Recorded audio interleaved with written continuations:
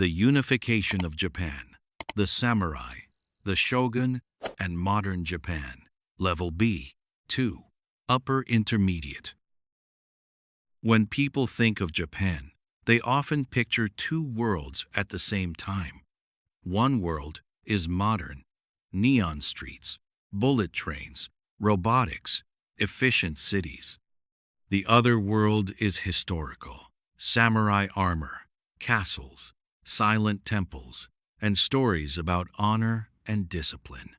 What many people don't realize is that these two worlds are connected. Modern Japan did not appear suddenly.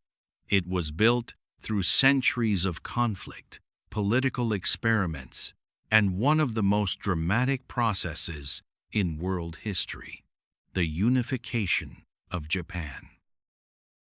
Unification means turning many competing regions into one stable country under a central power. For Japan, this was not a smooth, peaceful process. It was a long period of chaos, where local warlords fought for land, wealth, and influence. Out of this chaos came a new political order that shaped Japan for hundreds of years. It also created cultural values that still influence Japan today: respect for structure, loyalty to organizations, careful social behavior, and a deep connection between tradition and daily life. To understand unification, we need to imagine Japan before it happened. For a long time, Japan had an emperor, but the emperor's role was often more symbolic than practical. Real power moved between noble families and military leaders. Over time, the warrior class, the samurai, became central. Samurai were not only fighters with swords. They were a social group with military skills, political ambition, and a strong code of loyalty. They served lords, protected land, collected taxes, and helped control the countryside.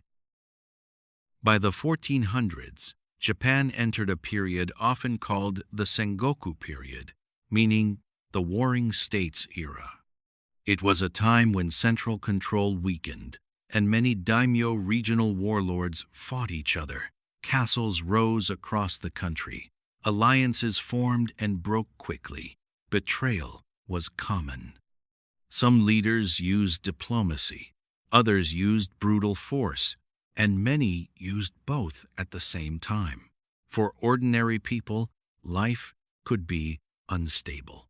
Armies marched through villages, taxes changed, and local rulers rose and fell. But chaos also creates opportunity. In the Sengoku period, Japan became a place where skill and strategy could sometimes matter more than birth. Talented commanders could rise. Clever political thinkers could gain influence.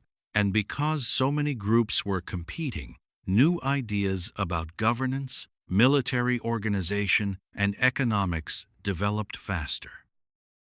The unification of Japan is often told through three main figures, sometimes called the three unifiers: Oda Nobunaga, Toyotomi Hideyoshi, and Tokugawa Ieyasu. Their stories are dramatic, but they are also a lesson in power, how it is gained, how it is stabilized, and how it is turned into a system that lasts.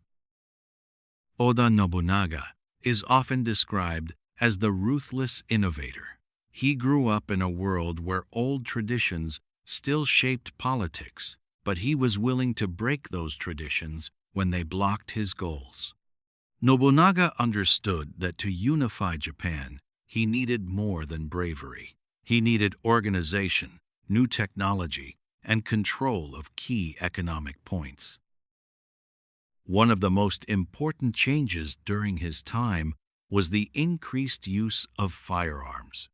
Guns were introduced to Japan in the 1500s through contact with Portuguese traders.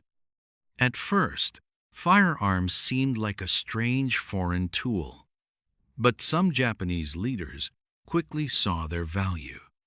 Nobunaga was one of those leaders. He supported mass use of firearms, drilled soldiers, and used disciplined volleys to destroy enemies who relied mainly on traditional samurai charges.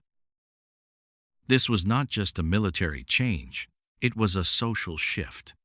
The image of a heroic sword warrior was still powerful, but war was becoming more industrial and organized. Victory depended more on logistics, training, and strategy than on individual duels. In a way, this was an early sign of modern thinking. Efficiency and systems can defeat pure tradition. Nobunaga also attacked powerful Buddhist institutions that held land and military forces. Some religious groups had their own armies and political influence.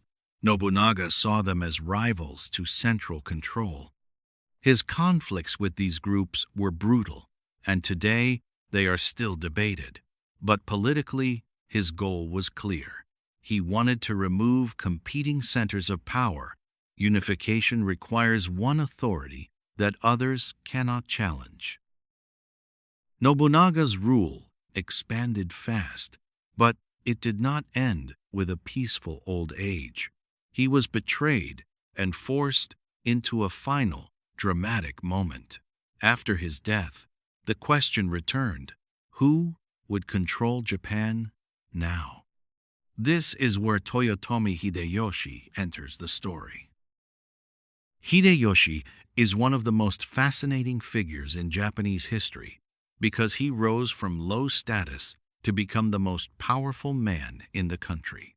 In a society that valued birth and family lines, this was extraordinary. Hideyoshi was smart, flexible, and highly political. He continued Nobunaga's project, defeated rivals, and pushed unification further until he controlled most of Japan. But Hideyoshi did something more than win battles.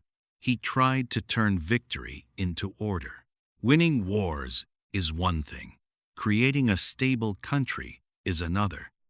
Hideyoshi understood that if Japan stayed militarized and chaotic, new wars would never stop. So he tried to freeze society into a system.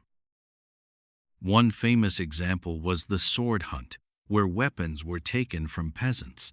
The idea was to separate social classes.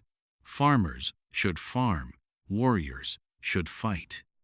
This reduced the chance of rebellions and helped create a clear hierarchy.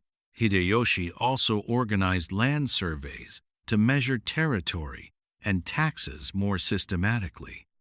If a leader wants stable power, they need stable income, and stable income requires an organized tax system. At the same time, Hideyoshi's rule also shows a common problem of unifiers. Once internal enemies are defeated, leaders often look outward. Hideyoshi launched invasions of Korea with a dream of reaching China. These campaigns were extremely costly and violent. They drained resources and created new problems. For Japan, they did not bring lasting gains, but they did increase military experience and changed regional relations. They also show that power, once built, often searches for new targets. Hideyoshi's death created uncertainty again because he left a young heir. Many powerful lords were not willing to accept being controlled by a child. The system needed a final stabilizer, someone who could not only win, but also build a lasting political structure. That person was Tokugawa Ieyasu. Tokugawa Ieyasu is often described as patient and strategic. Where Nobunaga was explosive and Hideyoshi was ambitious, Ieyasu was careful. He waited, watched alliances, and moved when the time was right. After a major conflict, most famously the Battle of Sekigahara in 1600, Ieyasu became the dominant power. A few years later, he received the title of Shogun. The shogun was the military ruler of Japan. The emperor still existed, but real authority shifted to the shogunate, the government controlled by the shogun. This created a dual structure: symbolic legitimacy from the emperor, practical control from the shogun. It was a clever system because it used tradition while controlling it. Ieyasu and the Tokugawa family built a political order that lasted for more than 250 years, a period often called the Edo period. This long peace is one of the most important results of unification. After centuries of war, Japan experienced relative stability, but stability did not mean freedom. It meant strong control. The Tokugawa system managed power through careful rules. Daimyo were allowed to rule their domains, but they were closely monitored.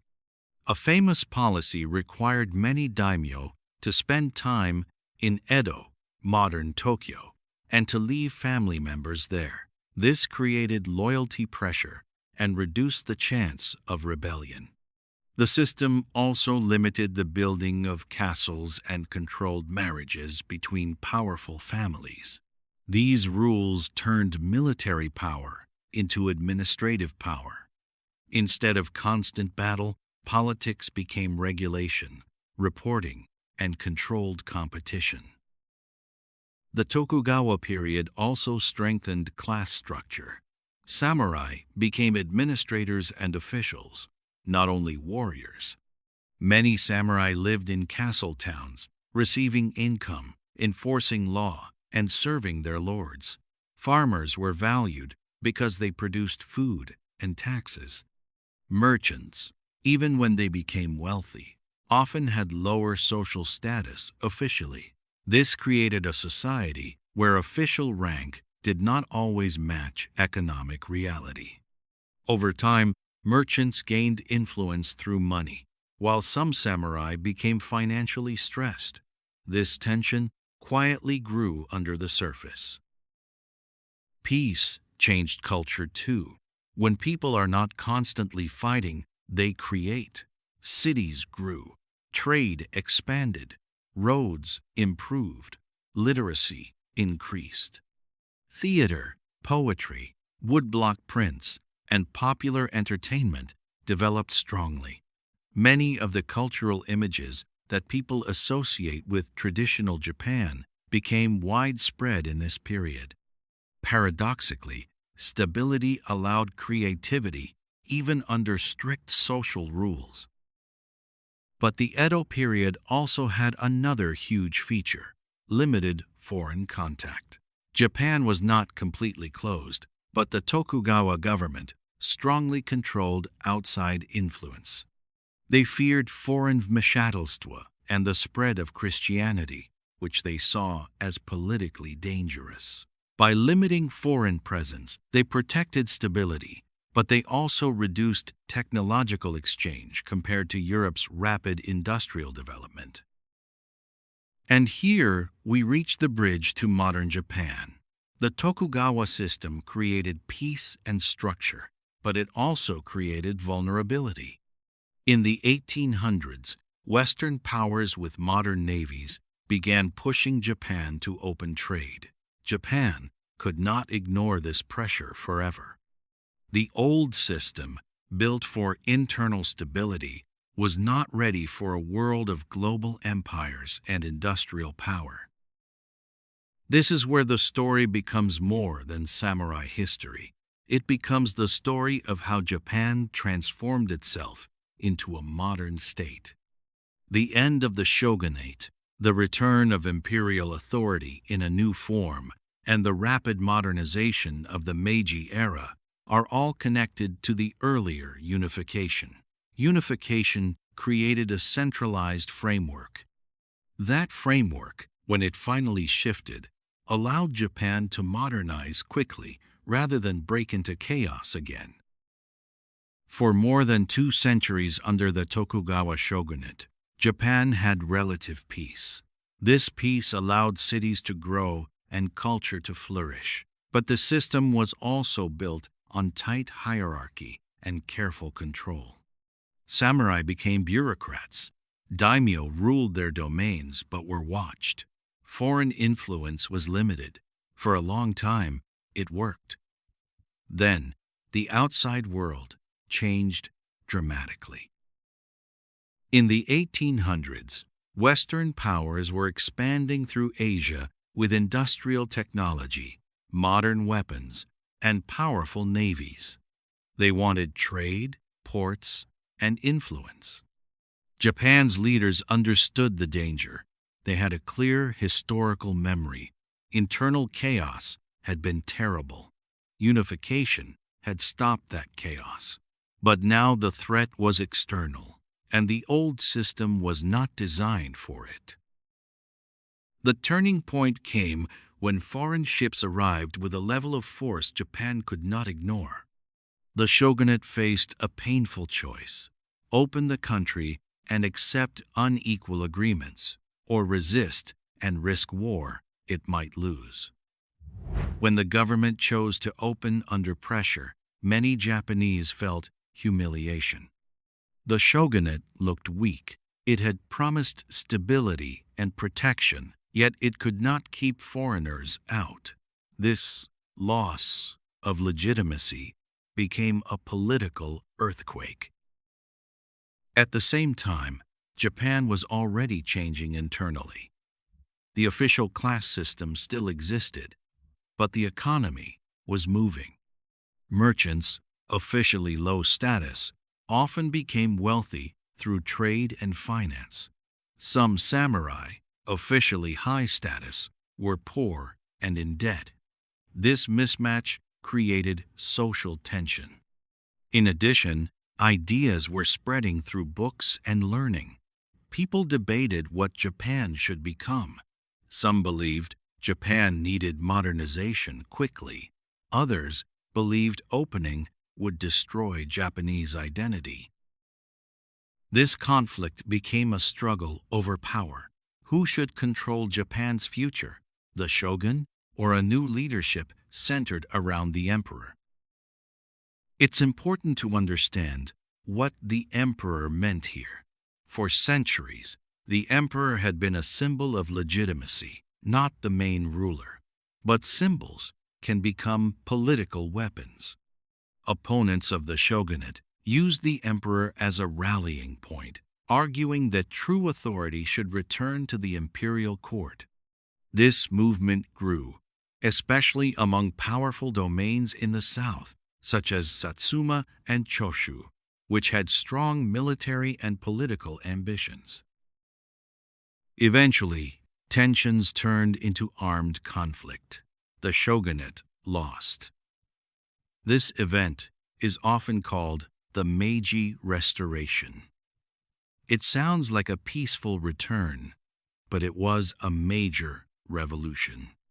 The system of the shogun ended, and Japan began building a new modern state under imperial leadership. The emperor became the face of a new government, while real power was held by reform leaders who wanted to transform Japan rapidly.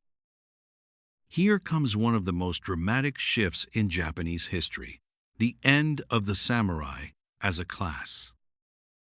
The samurai had been the backbone of military power for centuries. Their identity was tied to swords, loyalty, and status. But a modern nation-state could not be built on a hereditary warrior class. It needed a national army, modern education, and a unified tax system. The new government introduced reforms that slowly removed the special privileges of samurai. Stipends were reduced or ended. Carrying swords in public became restricted. A conscription system was introduced, meaning common people could become soldiers. The army was no longer the private tool of a daimyo. It became a national institution. For many samurai, this was unbearable. Some accepted new roles in government, police, and business. Others resisted.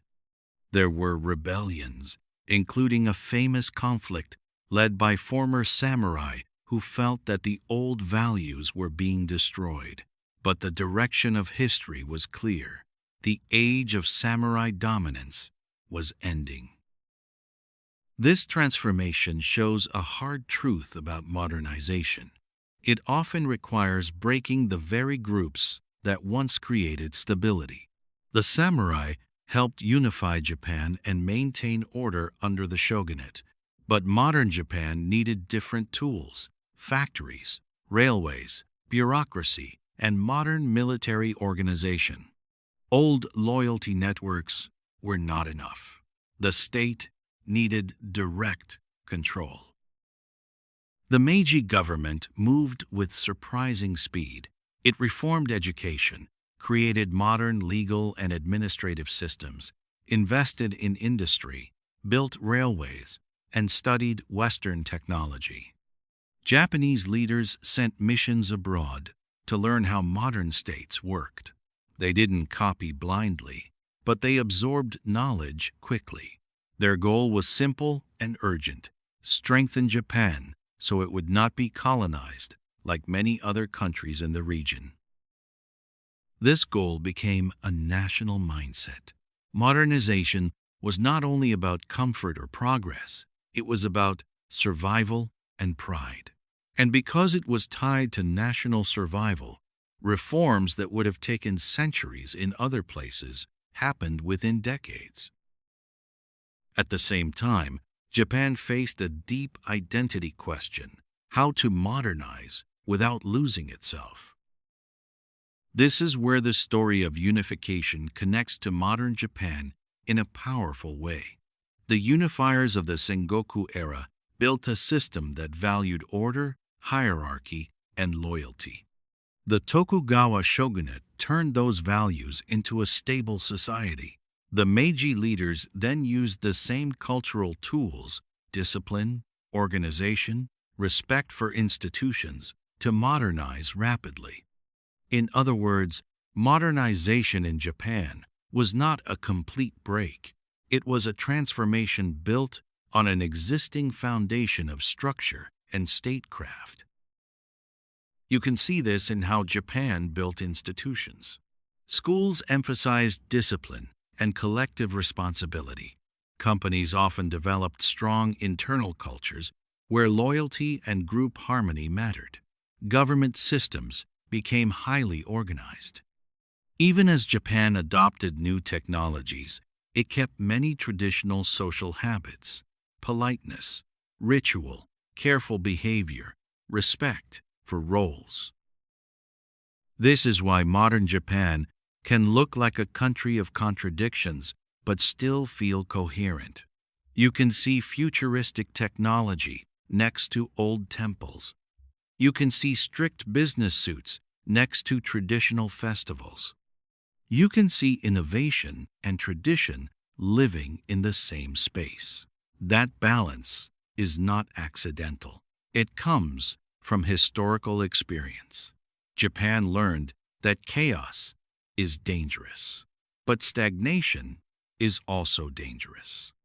So it developed a strong cultural skill: change without losing social stability. However, modernization also created new tensions.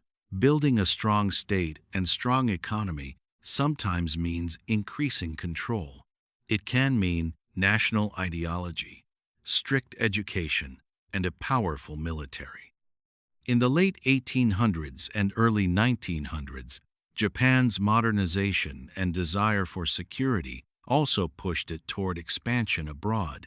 This part of history is complex and painful, and it had huge consequences for Asia and the world. But even this darker path is connected to the same core issue. Japan wanted to avoid being dominated by stronger empires, and it believed strength required a powerful state. For the purpose of this story, the main link is clear. Unification created the political logic of central authority. The Meiji era used that logic to build a modern nation-state. And modern Japan still carries that historical memory. Stability matters. Systems matter. And institutions. So what does the samurai, the shogun, and modern Japan really mean? The samurai represent the warrior values that shaped loyalty, honor, and social hierarchy. The shogun represents the idea of practical control, administration, and long-term stability. Modern Japan represents a country that absorbed modern technology while keeping a strong respect for structure. The connection between them is not a straight line, but it is real. If you want one simple takeaway, it is this. Japan's modern success was not only about copying technology, it was about building a state strong enough to organize society, modernize quickly, and protect national independence. That state building was only possible because Japan had already experienced unification and centuries of centralized order. And this is why the story still matters today. When you look at modern Japan, its order, its work culture, its careful public behavior, its strong institutions, you are seeing the long shadow of unification. You are seeing a nation shaped by a memory of chaos and a deep belief that stability must be designed, not hoped for. The samurai and shogun are not just old symbols in museums. They are part of the story of how Japan became what it is, a country where tradition and modernity are not enemies, but two parts of the same identity.